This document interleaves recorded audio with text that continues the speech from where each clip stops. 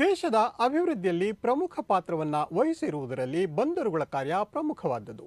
ನವಮಂಗಳೂರು ಬಂದರು ಮಂಡಳಿ ಕೂಡ ಸಾವಿರಾರು ಮಂದಿಗೆ ಉದ್ಯೋಗವನ್ನು ಕೊಟ್ಟಿರುವುದಷ್ಟೇ ಅಲ್ಲದೆ ಸರಕಿನ ರಫ್ತು ಆಮದು ಮಾಡುವಲ್ಲಿ ದೇಶ ವಿದೇಶಗಳೊಂದಿಗೆ ನಂಟು ಇಟ್ಟುಕೊಂಡು ಸಾಕಷ್ಟು ಪ್ರಗತಿಗೆ ನೆರವನ್ನು ನೀಡಿದೆ. ಲಕ್ಷಾಂತರ ಮಂದಿ ಪ್ರವಾಸಿಗರು ನವಮಂಗಳೂರು ಬಂದರು ಮಂಡಳಿ ಮೂಲಕ ಕರಾವಳಿಯ ದೇಗುಲ ದರ್ಶನ ಮಾಡಿ ಇಲ್ಲಿನ ಇತಿಹಾಸವನ್ನು ಕಣ್ತುಂಬಿಕೊಂಡಿದ್ದಾರೆ. ದೇಶೀಯ ಬಂದರು ಮಹತ್ವದ ಸುಧಾರಣೆಯ ಹಿನ್ನೆಲೆಯಲ್ಲಿ ನವಮಂಗಳೂರು ಬಂದರು ಮಂಡಳಿ ಇದೀಗ ನ್ಯೂ ಮ್ಯಾಂಗ್ಳೂರು ಪೋರ್ಟ್ ಅಥಾರಿಟಿಯಾಗಿ ಬದಲಾಗಿದೆ. ಅಂದರೆ ನವಮಂಗಳೂರು ಬಂದರು ಪ್ರಾಧಿಕಾರವಾಗಿದೆ.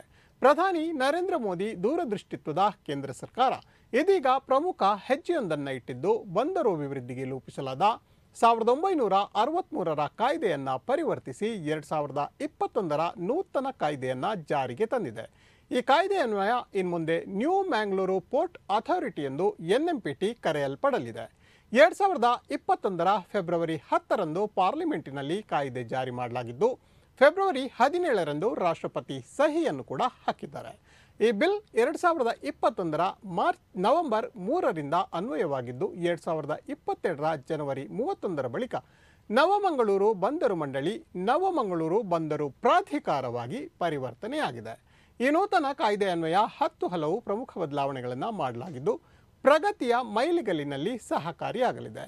ಬಂದರುಗಳನ್ನು ಆಧುನೀಕರಣಗೊಳಿಸುವುದು, ಮೂಲಭೂತ ಸೌಕರ್ಯ ಹೆಚ್ಚಿಸುವುದು, ಈ ಮೂಲಕ ಮುಕ್ತ ವ್ಯಾಪಾರ ಮತ್ತು ವಾಣಿಜ್ಯಕ್ಕೆ ಅವಕಾಶ ಮಾಡಿಕೊಡುವುದು, ಬಂದರು ಪ್ರಾಧಿಕಾರಕ್ಕೆ ಅಧ್ಯಕ್ಷರನ್ನ DOPT ಮೂಲಕ ಕ್ಯಾಬಿನೆಟ್ ಅನುಮತಿಯೊಂದಿಗೆ ನೇಮಕಗೊಳಿಸುವುದು, ಜೊತೆಗೆ ಉಪಾಧ್ಯಕ್ಷ ವಿವಿಧ ವಿಭಾಗಗಳ ಪ್ರಮುಖರನ್ನ ಕೇಂದ್ರೀಯ ಬಂದರು ಖಾತೆ ನೇಮಕಗೊಳಿಸುತ್ತದೆ.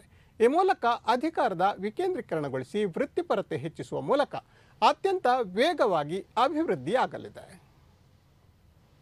Model in central government ports to landlord ports model in line with the successful global practice.